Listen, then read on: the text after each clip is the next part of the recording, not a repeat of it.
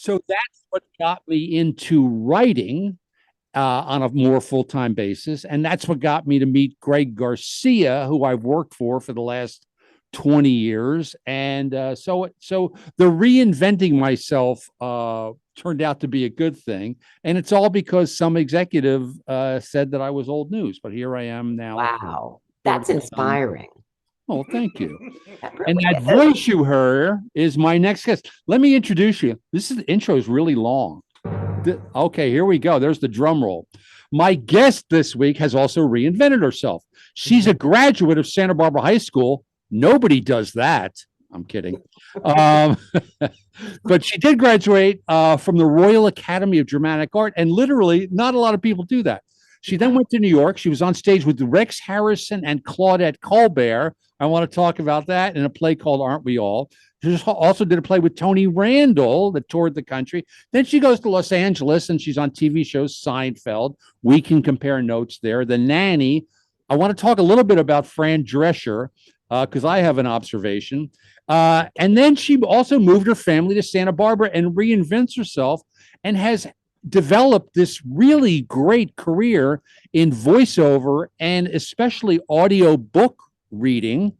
And she was just nominated. She went to New York for the Audiobook Awards and was nominated for a Best Reader. She can explain what that is. And we'll talk about who she lost to, because I have a conspiracy theory about that. Anyway, please welcome. I got to get this in. She's also the daughter of a famous actor and stepdaughter, some of whom people call her, the stepmom, the first supermodel. So we're going to talk about that. Anyway, please welcome my friend, my wife's partner, Pamela Dillman. Yay! Thank you. Thank you. I'm delighted to be talking to you, Tim Stack. We're out of time after that intro. The show is over. Thank you. Pamela, thanks so much for doing this. It's I see you all the time, but it's fun to do this and to talk about you and your career. So what just happened in New York? You went to New York. You were nominated for an award. Can you explain that? Yes, indeed. So it's called an Audie, short for Audible. Right. So it was a big gala where in every category in the audiobook world, everything from nonfiction to self-help to humor to fiction, there were 5 nominees worldwide. And you were one of 5. I was one of 5 That's nominated crazy. in the category. That's so great. Well, it is because honestly, everybody says, it's an honor just to be nominated. But honestly, that's the truth, because the book that I was nominated for, a wonderful, funny book called The Wilder Widows by Catherine Hastings, was an independent publication. It wasn't published by a major publishing house.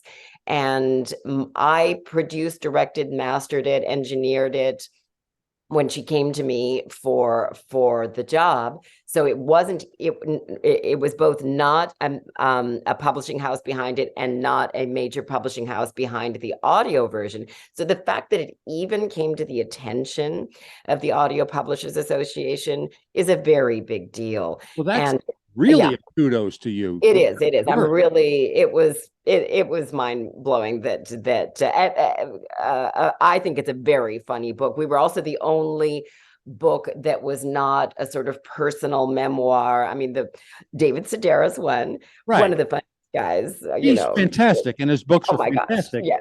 He's also a celebrity. He's also like huge in that world. So who are they going to give that's my conspiracy theory. Yes. They're going to give the award to. They're going to give it to David Sedaris. Well, it makes sense. I mean, honestly, we could talk about this kind of thing for hours, but in every category, the audiobooks that won were promoted by the biggest, publishers and featured the biggest celebrity narrators. And that's okay, because they're the ones that make the industry money. 100%. So there you go. So it really was an honor to be nominated. Oh my God, it's huge. And I didn't realize you had done the producing of it. And wow, that's great. I do want to get back to the actual process, but let's just go back to the beginning and let people get to know you a little bit. So you grew up in Santa Barbara, and you grew up in kind of the 70s, right? In Santa Barbara? Pretty much. I was actually born in Los Angeles, went to grammar school in LA. And then my family bought their Santa Barbara home here in Montecito in 1968. Wow. Although my dad had been growing up in Santa Barbara when in his teen years, he was born in San Francisco, but his mom bought a house in Santa Barbara in the 30s. Wow. So we go way back in Santa Barbara. And so yeah, he and my stepmother, Susie Parker, bought their house in Montecito in 1968. So that's when I started coming up summers. And then eventually I moved here full time by the time I was in junior high. And That's you why I went to went to school Santa here. Barbara junior high and high school. And we haven't said it wasn't a big secret, but your dad was Bradford Dillman, who had a really just an incredible career as an actor that lasted decades. I mean, and very few people do that. You know, you remember an actor, it's like, oh yeah, they were in the 50s. That guy was in the 50s, 60s, 70s, and 80s. I mean, that's really was a legitimately great career. You know, but the thing is, you did get to see Santa Barbara. Like, I feel like we moved in 91 and we sort of caught the tail end of what now is referred to as, like, we caught the last year of old Santa Barbara. And I just think what a wonderful place to have grown up, and with the ocean and the beach. And then, you know, it was a small town. Absolutely. Everybody says who grows up in Santa Barbara that we take it for granted when we're here, but we really kind of do. It is an unbelievable privileged place to have grown up. Unbelievable. Yeah, I know. Both my kids are like, how can we move there now? We'd like to come back there now. And correct me if I'm wrong, did you have a bunch of people in your class or around your class who were successful in show business? Like, was Anthony Edwards in your class or Eric Stoltz? They were not in my class. Sorry, I'm getting over a cold. They were not in my class. They were 2 years younger. Wow, you just aged 80 years in that. I know. Let me clear my throat here. No worries. 2 years younger, maybe even 3. And they did not go to Santa Barbara High. I think I could be wrong on that. Maybe Tony Edwards did. Tony Edwards went to Santa Barbara Junior High, so he probably did go to Santa Barbara High. Right. Eric Stoltz, I think, was at San Marcos. And Brad Hall, was he around? Was he? Brad Hall went to Santa Barbara High before he transferred to private college in Chicago. Oh, okay. Okay. Yeah.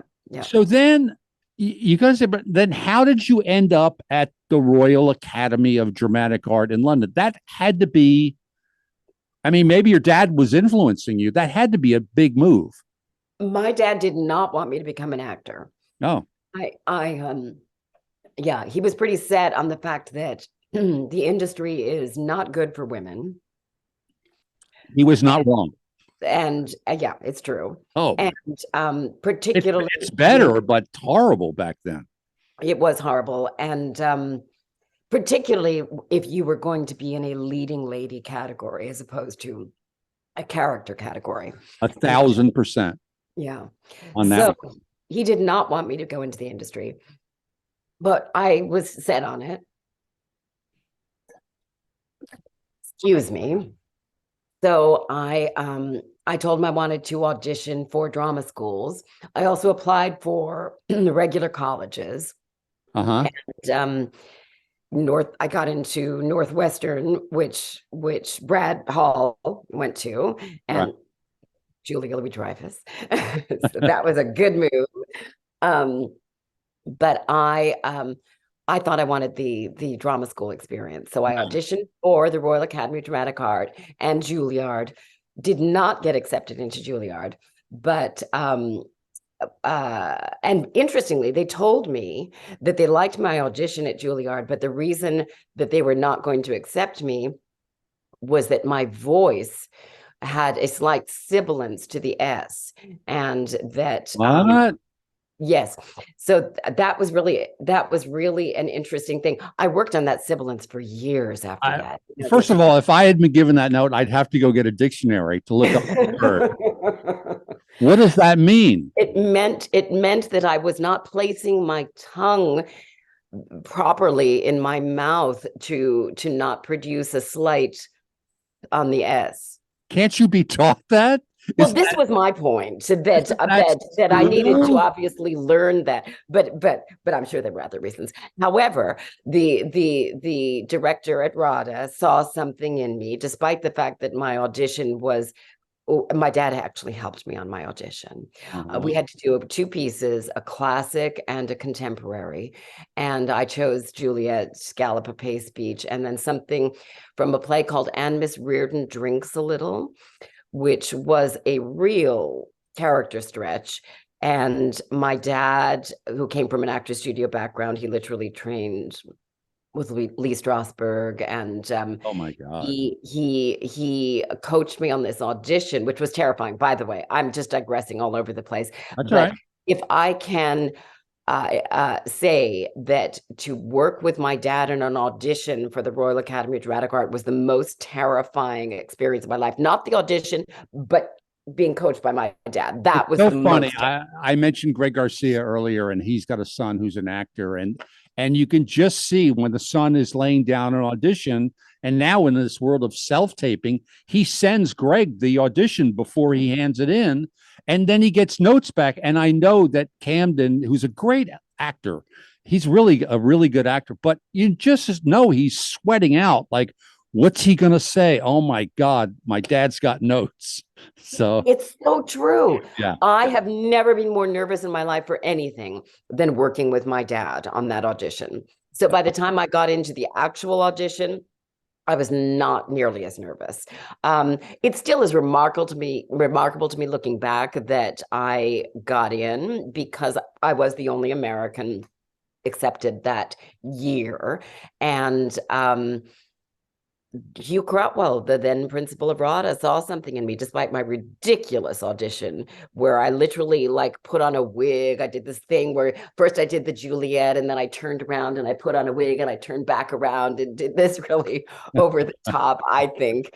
And Miss Reardon drinks a little monologue, but he saw something in me and it changed the course of my life, of That's course. great. That's really, So, really good. yeah. I had to, and then we're going to get to all the voice work, but I do love your voice. I just, part of it is I watch, as does my wife, we watch so many movies on Turner Classic Movies. And then you take your voice, and we'll talk about this on the other side. The fact that you got to work with Rex Harrison, Oh my gosh. Claudette Colbert, you talk about two of the most famous voices that ever Yeah. came through Hollywood. Anyway, we'll talk about that. We're going to our first commercial. We're going to take a break. I'm talking to Pamela Dillman, voice actress, audio book reader, just an award winner, or just nominated for an Audie. It's really just exciting. I didn't know you had produced it yourself. Anyway, you can find her at PamelaDillman.com. And I'll plug Sprung, as you know, I've talked about many times, is running on Amazon Freebie, another Greg Garcia creation that's really worth seeing. And we'll talk to Pamela more on the other side of this commercial. You're listening to It's Radio with TV's Tim Stack. Be right back. Pamela, you good? I'm good. Yeah. Sorry about my horrific cold. No worries, Suzanne.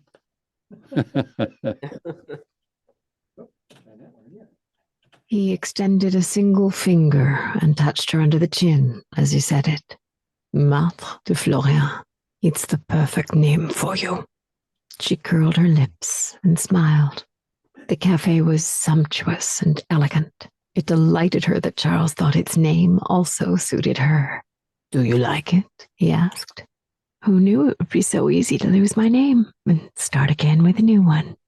He leaned back into the deep blush of the banquette and took out his pipe. She watched as he placed the mouthpiece between his lips and deftly lit the chamber. His movements were elegant and self-assured. She observed him, a student receiving a silent education. He closed his eyes briefly, and a plume of blue smoke wafted into the air. She could see how her new name combined with the tobacco filled him with a sense of satisfaction. And from the moment she shedded her real name, a wonderful sense of weightlessness washed over her. That was my guest, Pamela Dillman, reading from a book called The Velvet Hours. It's just, your voice is just great. It's just, it harkens back to a different time, but the pronunciation is just wonderful. And I can see why you're working like crazy reading these audiobooks and doing other voice work. It's just, here's the other thing, your dad talking about not wanting you to go in, the leading lady thing. It's not a good thing. Yet your voice is timeless. Mm. Oh, thank you. I attribute some of that to my mother, who's English by birth, Canadian in her upbringing. She speaks with a very mid-Atlantic accent. Mid-Atlantic being a reference to something that hardly exists in the real world, but was really a Hollywood creation in the early days of the talking pictures. Right. For actors and actresses who grew up in the sort of contract era of Hollywood, it was a very real way that they were coached to speak. And my mother just naturally adopted that. And she she was very, very particular about the way we spoke when we were growing up. And that's honestly. There was no lazy slurring or any, Oh, she can't bear it. Yeah. That's pretty funny. I think my parents were okay on that. They didn't like it, and then they were more concerned about curse words. That's where they were. So while we just heard your voice, and then I'll go back to the career again, but let's talk about the process of recording an audiobook, because I'm just curious. You have a booth. You work at home now, right? You've built a little mini studio in your house. Is that right? Yes, that's right. Well, I do still go into studios additionally, but I can record a lot of jobs from home. Yeah. And when you record, is there somebody else? Is there like a Dr. D in the room, the engineer, or is the writer in the room, or a producer? Who else is listening in on this?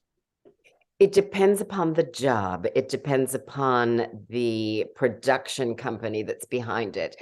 A lot of times you do Zoom in or FaceTime in with a director, and then you'll send the finished raw files to an editor and a production finisher.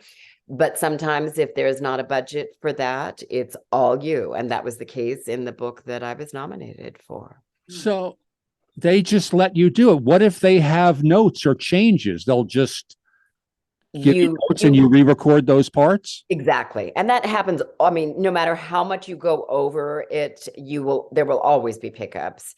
And so that's just a given. But if there are actual notes about character voices that they might disagree with, you try to do those up front. You try to send them like the first 15 minutes and say, is this, if you think there's going to be a problem with this, let me know. Right. But no, it's pretty much.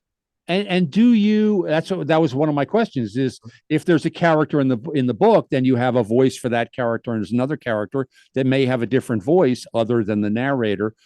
You run those by the people in charge before you record them. It varies. I'm working on a murder mystery series right now, and a production company works with the author. The author chose me from a database that the production company presented to them. And then I emailed the author to talk a bit about my ideas for the voices. And I never did after that run it by them. So I hope the author is going to be pleased with what I did, because now I'm on the fourth book. So it's a commitment. Too late now. Right. No, I wondered about that because I listen to a lot of audiobooks, and I'm a big fan of the mystery writer James Ellroy. And he always has this actor, Craig Wasson, read his books. And some of the characters I feel like some of them are really, really good. And other ones I think that's not good. That's crazy, for this character. And it almost felt like Craig Wasson was sort of doing his own one-man show. It's a fine line between, taking a character and making it too big, and because you still want the tension and the drama of the book you're reading. Absolutely. It's the most difficult thing about being an audiobook narrator is that balance, because you have to portray every character and be very distinct about that. But you also don't want to get in the way of the listener and be so performative that the listener's more aware of you as the narrator than the story. Right. So I could tell you who my favorite narrators are who seem to do that effortlessly. Who are But they? there's a Scott Brick. If you Google audiobooks, Scott Brick's name is going to come up. He is like the guy in the industry. And he sort of works every day. There's always something for him to he record. works every day. One of my other favorite audiobook narrators of all time is Frank Muller, who's no longer alive. God bless him. I feel like I've listened to a book. Oh my by gosh, him. just the best of the best. So those are the guys. How about men versus women in your world? Is there a ratio? Yeah, that's a good question too. In the beginning days of the audiobook industry, there were more men because in the early days, the industry was building a Library of Congress sort of database, and it was mostly classics and top bestsellers only that were being narrated. And there Right. were a handful of people who were doing it.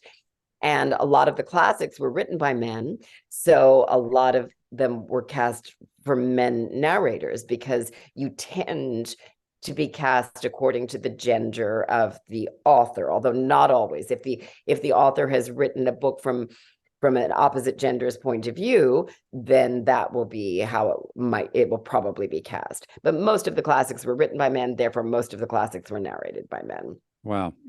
Interesting. Yeah.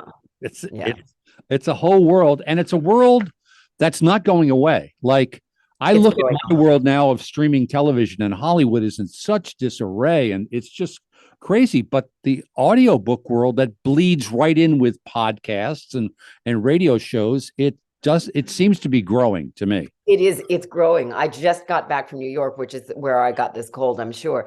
Where the biggest audiobook convention, it happens every year. And it was so packed with new narrators and new producers and new publishers that you couldn't even turn around in those big rooms at the Marriott Marquis. Did everybody at the convention have a voice like you? I'm just figuring everybody has a perfect voice. Everybody. Yes. Yes. It's funny. I remember days when back in the day, there was a short time where I thought I could book commercials, and I booked one. But I used to go around, and sometimes you'd go into places where they were also auditioning voiceover people. And back in those days, all the voiceover guys would be out front smoking cigarettes. Ernie Anderson and these guys who just made livings like doing that voice, and they all smoked on purpose to keep like Suzanne Plachette. Yep, she'll sound like Suzanne Plachette. Yeah, well, keep a pack of parliaments by your bed because you want to keep that voice going. For real. Well, actually, though, I have to say, in the audiobook world, people who have golden voices are not necessarily the ones who are going to work, because the audiobook world has more to do with acting than it does with golden voicing. So I just say that to all of those people who might be listening who have truly golden voices, who could be doing wonderful voiceover work in general, but audiobooks do have more to do with acting. Yeah, I think and it's something we don't, as a listener, we don't even think about, but I can see your analysis being dead on, because it's, you're bringing a book to life, which is another form of acting. It is, for sure. And it's also being truthful. If you're in your head and listening to how great your voice sounds, and you're not in the text, in the intention of what the author is trying to portray, the listener will know every bit as much as a film actor who's not being real. The audience knows. Right.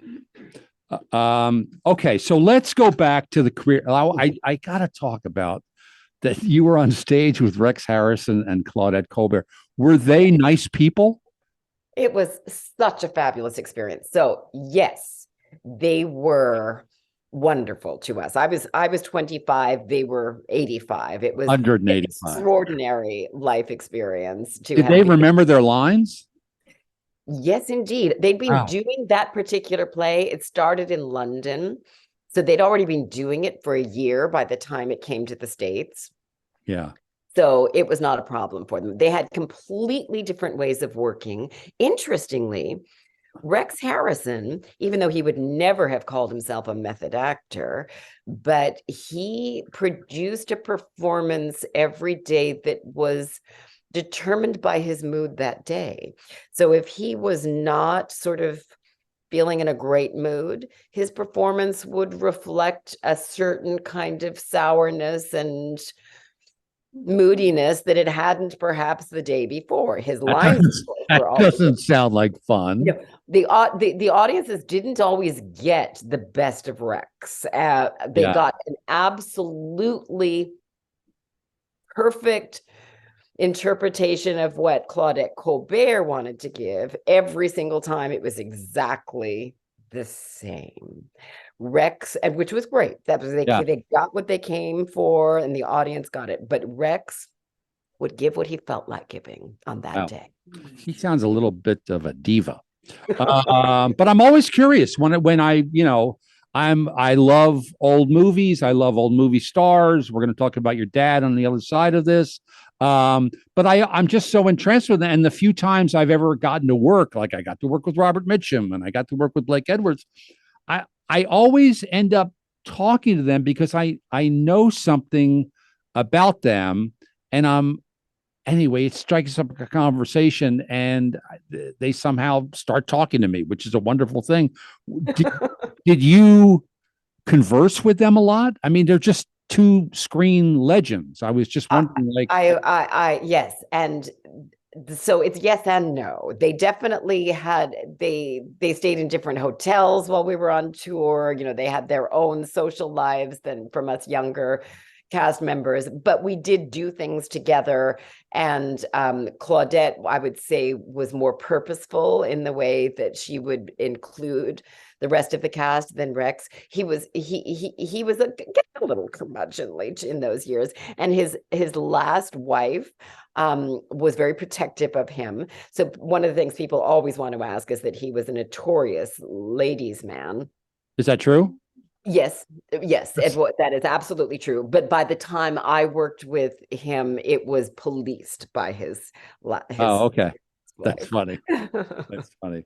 Wow, Rex Harrison. One of my favorite, nobody ever talks about this film, but Unfaithfully Yours is one of the great performances, and he's a diva in that movie. So I love him. So we're going to take another break. We're talking with Pamela Dillman, a voice actress and audiobook reader. You can find her work or her credits certainly at PamelaDillman.com. And she's got this series out now called, what is it again? The Wilder Widows. The author is currently writing the third in the series. That's great. Yeah. And that's again, just to make sure, that's the first book that you produced as well as read. Yes, that's correct. And here's a question just before the break, like, what sells more, audiobooks or regular books? Well, that depends upon the marketing. But there is certainly a growing demand for the audio version. Yeah. I figured that. So anyway, you're listening to It's Radio with TV's Tim Stack, and we'll be right back.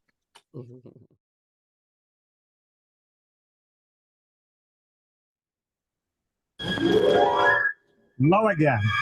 Our guest today is an actor whose big breakthrough came on Broadway in A Long Day's Journey into Night. Soon thereafter, he was captivating audiences with his fine portrayals in films and on television, including his mesmerizing performance as an amoral killer in Compulsion. Please join us in welcoming Bradford Dillman, who I got the pleasure of meeting through her daughter, Pamela, who's my guest here today. That intro was from the Skippy Lowe show, which was a favorite of mine in Los Angeles. It was a public. Do you know about the Skippy Lowe show, Pamela? I do not. Did we lose her? Nope. Oh, okay. You're there. So Skippy Lowe, you can find these things on YouTube. Skippy Lowe he was a very effete guy, very tiny. He had great hair, and he had actors who were in their later years in life. So they were a lot of people who had fantastic careers their whole lives in Hollywood. And then, why your father didn't want you to go into acting, it dries up, it goes away. You become old news, like I had become old news. And Skippy Lowe had no problem booking. And so I still watch that show. I'll go on Skippy Lowe binges on YouTube. And your dad was on the show. So anyway, I took that clip to introduce him. But I just want to talk about your dad for a second. Yes. Most people equate him, I would say, tell me if I'm wrong, they go to The Way We Were, the movie The Way We Were. Yes. Yeah. I would say so. And then if you're really a fan, you start looking at Compulsion, where he played one of the two guys in the Leopold and Loeb case. And I didn't realize he had won the Cannes Acting Award for that movie. Mm-hmm. Yes, Confilm, but he has a Golden Globe for that one as well. I now have it. I have it on my mantle. Very good. People just assume it's yours when you're exactly. on. Oh, that's my Golden Globe. Which you wouldn't be lying. Right. And I remember him well from a Clint Eastwood movie, The Enforcer in the 70s. And he had this so much television work. Just so much work over decades. Yeah. You and I have talked about it. One of my favorite episodes of the Mary Tyler Moore Show. And also he did comedy, and it wasn't just like, Murder, She Wrote. He did comedy. It's one of my favorite episodes where he just listens. He will only listen to Broadway songs because he doesn't want to talk to Mary, and Mary's feelings are hurt. It's a great episode. But he was handsome, but still funny, which wasn't the easiest thing to find back. Well, it's still not. But the big break comes. He's, I guess, out of Yale drama, and he gets cast in the original Broadway production of A Long Day's Journey into Night with Frederick March. Is that right? That's correct. He was handpicked by Carlotta O'Neill. Wow. He so O'Neill himself had passed away, and she was very particular about who should be cast in that production. And Dad auditioned and made the final rounds of it, and had to audition personally for Carlotta O'Neill. And he went to her apartment for the final round, and he was so nervous that he got a little bit snockered before he went into the audition. Well, it's sort of, that could also be in character for Eugene. Exactly. He did not intend for it to be so, but he does feel that is in the end what got him the role, because Carlotta O'Neill told the director, Jose Quintero, that Dad reminded her so much of her Jean. Wow. So maybe that one drink too many might have clinched it. Wow. Not that I'm endorsing having one drink too many. That's a great story. What a different time. But what a lot of things I loved about your dad was he was an actor, but he was a gentleman in a not so gentlemanly business of Hollywood. I'm sure he hated all the Hollywood BS stuff. Well, it's why he and Susie bought the house in Santa Barbara originally. He never participated in the real Hollywood BS, as you say. He really was not a very social guy, and he was really enjoyable to talk to. The times I talked to him, also he had a great sense of humor. He was really funny and loved to laugh. Yep, that is very true. But he never liked anything about the Hollywood schmoozing or the Hollywood scene. So, yeah, he was one of the first actors of that generation to be commuting from Santa Barbara to LA for work. Right. He used to make a joke about the fact that within a decade after they bought their house, that going to the Montecito Village Grocery was like going to, a Screen Actors Guild meeting after about a decade. I'm glad your dad's not here now for Montecito. 'Cause it's insane there. What's going on? I'm just waiting for the cameras and the Kardashians to show up. Oh No, no. it's just a matter of time. It's going to happen. Yeah. So talking about your dad, another thing I loved about him was he came from like most actors, like he told me he had gone to boarding school. Yep. And at a time when he went home at Christmas and he living in San Francisco and the boarding schools in the East Coast, he took the train home at Christmas. Yeah. So it was 3 days on like a 15-year-old kid on a train. And he said, I remember him telling me, he said, "You've never seen anything like a train at Christmas time when, in the middle of Kansas, because it's nothing but like sailors on leave and prostitutes." And 15-year-old Bradford Dillman, just like looking at this world. But then he went to Yale, right? As an undergrad? He went to Yale. The boarding school was Hotchkiss, and then he went to Yale undergrad, not Yale drama, because after Yale, he then went into the Marine Corps, which his father was very proud of him for. And whenever he would introduce my dad in the early days of his career, when his parents were too embarrassed to admit that he was an actor. He would say, "But he's a Marine, But he's also a Marine. Right. So it was after the Marine Corps that he went to New York and did a lot of live TV before he got the audition for Long Day's Journey. And I have a very good friend, Rebecca Asher, whose her grandfather was the actor Robert Montgomery. Her mom was the actress Elizabeth Montgomery, and her dad was a big director.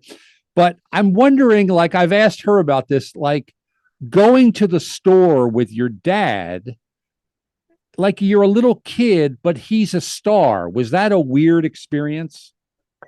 Yes and no, because I had gone to an elementary school with a lot of actors who kids. So this was down in LA. Down in LA at the John Thomas Dye School. So sure. we were the poor man's celebrity family because it was literally, I went to school with Jamie Lee Curtis and all the Douglas boys. And so we were the least celebrities. But yeah, when we were, once we moved up to Santa Barbara and we'd be walking down the street and people would stop and want his autograph. Those were the days where people wanted autographs instead of selfies. Right. It was cool. It was cool. The biggest deal for me, which was good and bad, was that my dad started teaching an acting class here in Santa Barbara by the time I was in junior high and high school, because he saw a lot of talent. We talked earlier about Tony Edwards and Eric Stoltz, but ahead of them, there were other actors, Tim Bottoms, all the Bottoms boys. And he saw a lot of talent in Santa Barbara, and he, not for profit, there no fee involved. He would tap some of these actors who were doing local productions and say, "Hey, would you want to be in my acting class?" So it became a very big deal to be asked to be in Brad Dillman's acting class. Wow, I can imagine I felt that for a kid. A lot of people wanted to be my friend just because they were hoping that they could tap for. So now you're back in Hollywood again. Hey, what can your dad do to help me? And you mentioned him going to LA a lot. He must have been on location a lot. Yeah. But then in 1960, he goes to Italy to make a film called Circle of Deception. I have to say, I don't think I've ever seen. I'll have to look for it. But that's where he meets and eventually marries your stepmom, Susie Parker. Is that right? That is correct. Yeah, the story they both told was that film was a punishment from Fox for both of them. They were both under contract to 20th Century Fox at the tail end of the contract days. And they had both refused other projects that had been given them, and that's what would happen in those days. You could only refuse up to 3, and then you would have to do whatever they cast you in, and you would have no say in the matter. So this was their punishment casting, was that movie. And she didn't want to do it because she'd never heard of Bradford Dillman. And he didn't want to do it because Susie Parker was just a model, not an actress. What the Right. heck was this all about? And the rest is history, however. They fell in love. They fell in love. And were your dad was married at the time? Was Susie? Susie was not. She had been married to a Frenchman and had a child with Ep2 de la Salle, but they were no longer married. And was that at the time a scandal? Was that her marriage to Ep2 was what was more the sort of scandal, because she probably was the first international model to have been known by name, which is why she arguably deserves the title of the world's first supermodel. right? So the people behind her, the Ford agency, did not want her to be a married woman. So they kept her marriage to Ep2 de la Salle under wraps for some reason, and therefore the divorce. So it wasn't so much that it was a scandal that Took that over my the dad tabloids. got married. It was that she had been married. Now, my dad was still married to my mom when they met. And so the studio did keep that particular thing under wraps as long as they could. It's so funny the way the studios would control everything and get involved. And oh my God, I guess it's the same now. I don't know. It just, you don't hear of that now anymore. And of course, now the bigger the scandal you're in, the better it is for your career. It's just the opposite.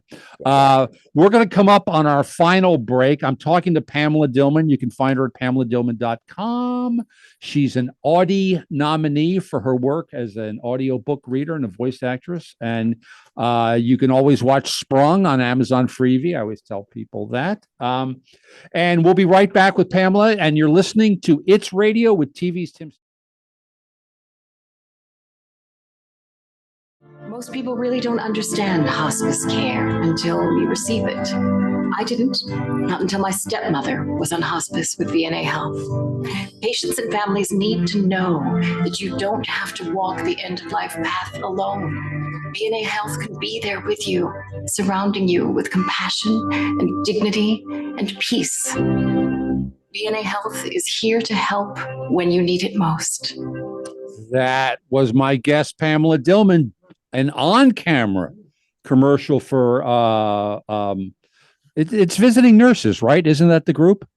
It's Visiting Nurse Association. We are branded as VNA Health here in Santa Barbara. Yes, but Visiting Nurse Association is a nationwide organization. Right. And Pamela just doesn't do on-camera commercials and voiceover for them. You actually do a lot of work, and it's such a great organization. I wanted to take a little bit of time and just explain that organization for people, for you to explain. Awesome. Well, I've been on their board for a decade, and I truly did get involved because of the end-of-life care that they gave first to my stepmother and then years later to my dad. And it's a home health organization as well as hospice. And we also have the Lone Closet here in town, which a lot of people utilize without even knowing that it is part of VNA Health, and Serenity House, which is the hospice home up on the Mesa. That's so great. And is there a website for them? Is it visitingnurses.com? It would be VNA Health.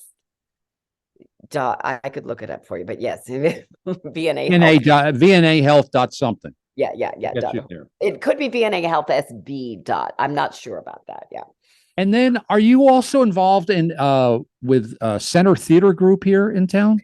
I have performed a lot at the Center Stage. I'm not on their board.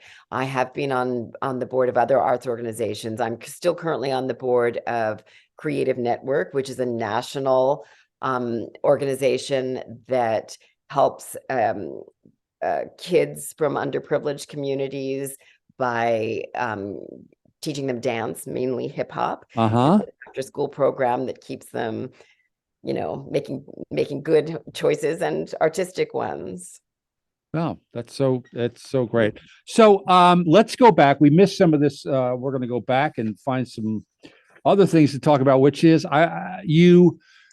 you left New York and you moved to Los Angeles. And I noticed like you studied with Jeff Goldblum in some sort of, why did you go to studying after you had been to the Royal Academy and been on Broadway and been on a national tour? What prompted I'm so glad to talk about that, because I just believe that we should never feel like we know it all.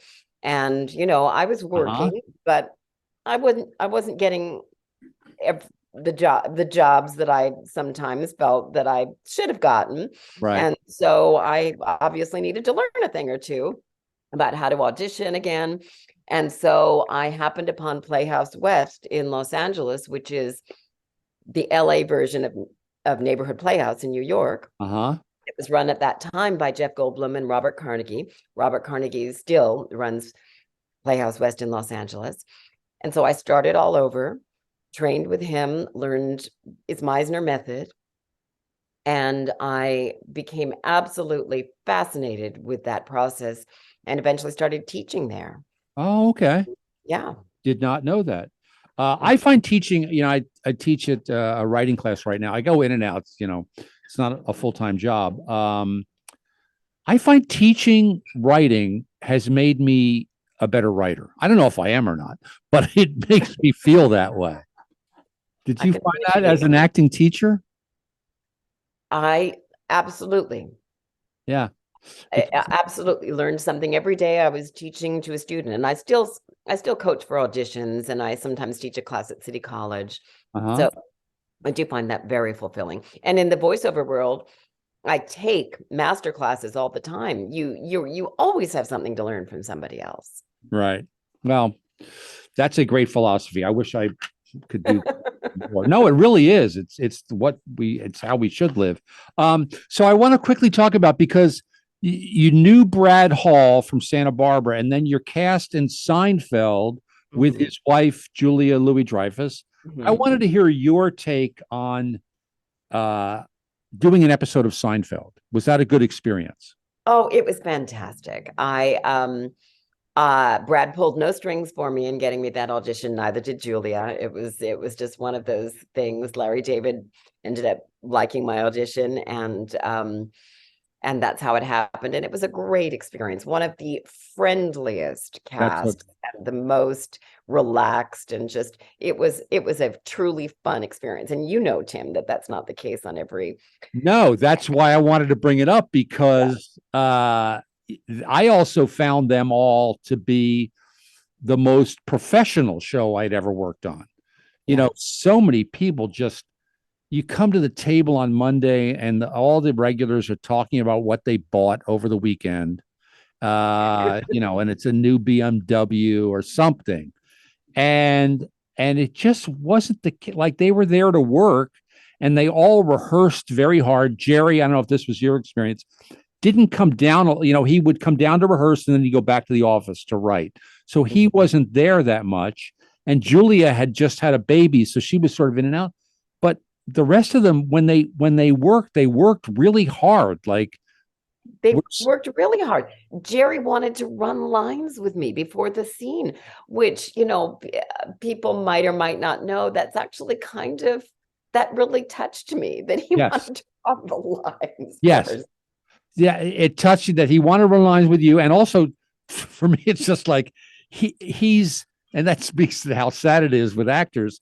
It's just, he was so professional, he wanted to run lines. Right, exactly. As opposed to getting on camera and going up on your line and knowing you are powerful enough, like it's not going to matter how many times you forget your line, because you're going to get it eventually, but you're going to be there till 4 a.m. Exactly. Yeah. So you did an episode of The Nanny.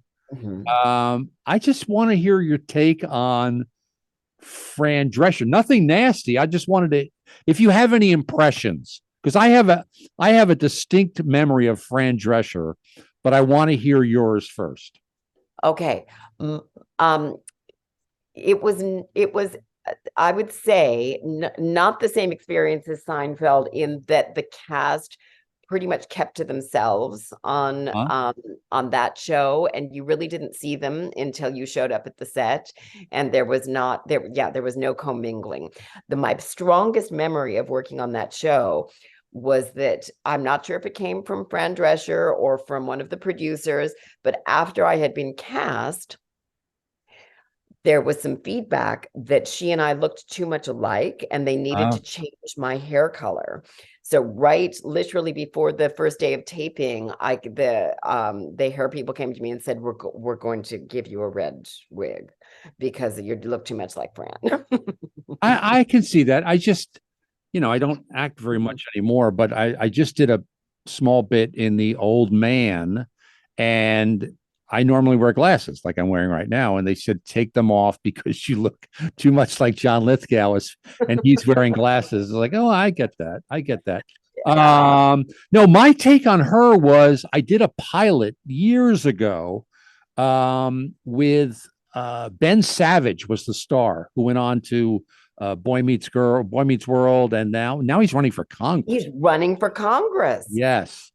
So I did this pilot, and she played maybe his mom. No, I played the dad. Somebody else played the mom, got fired, and then Karen Valentine came in to replace her. Oh.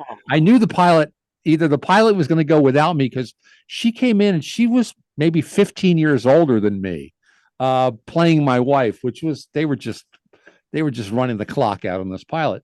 But Fran Drescher was in it, I think, as like the single lady next door. But I never saw a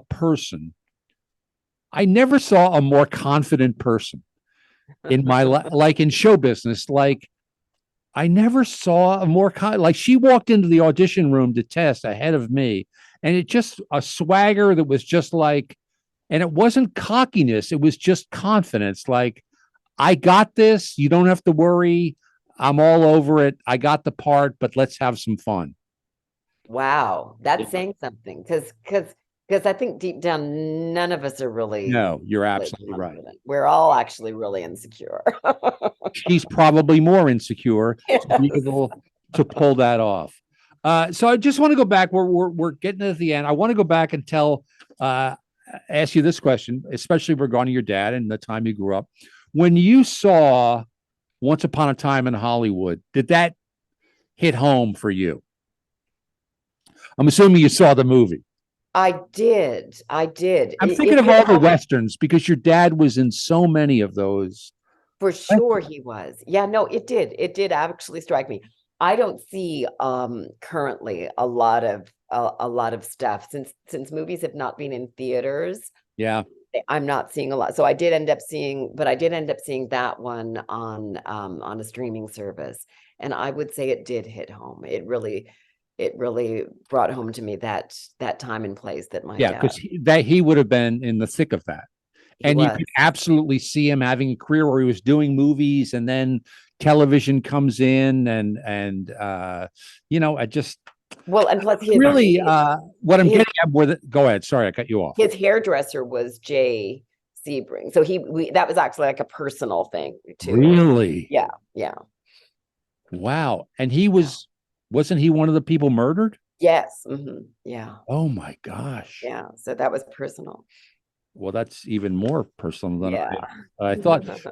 But the other thing about your dad that I just love is that he was also this is so weird, but he was also a scout for the San Francisco 49ers. Indeed. Probably the thing he was most proud of in his whole life, other than being a Marine, and being a writer as well, is that he was an unofficial scout for the San Francisco 49ers. He was tapped by Eddie DeBartolo to sit in on the draft because they knew he was from San Francisco. They knew he had some knowledge, and they thought it was kind of cute and funny. And then he came in, and he actually had so much knowledge because he spent so much of his downtime between acting jobs studying. Yes. Collegiate football, that they ended up giving him year after year after year, they'd give him a pick. And at first it was kind of a joke, but then they actually began to take it seriously. Yeah, I just remember hearing that from him. I was just like blown away by that. We have used up our time. We're all done here. I've been talking to Pamela Dillman. You can find her at PamelaDillman.com. Has a bunch of audiobooks out there and now has awards for doing them. We particularly want to plug The Wilder Widows, a whole series out there that you can hear her voice and enjoy some good literature. Pamela, thank you so much for doing this. Thank you, Tim. It's been a pleasure. Okay, I'll see you this afternoon. I think See you this coming afternoon. house. Okay. And this is it, another edition of It's Radio with TV's Tim Stack. We'll see you next time. Thank you. All right, we're clear on the audio, and let me just stop the video.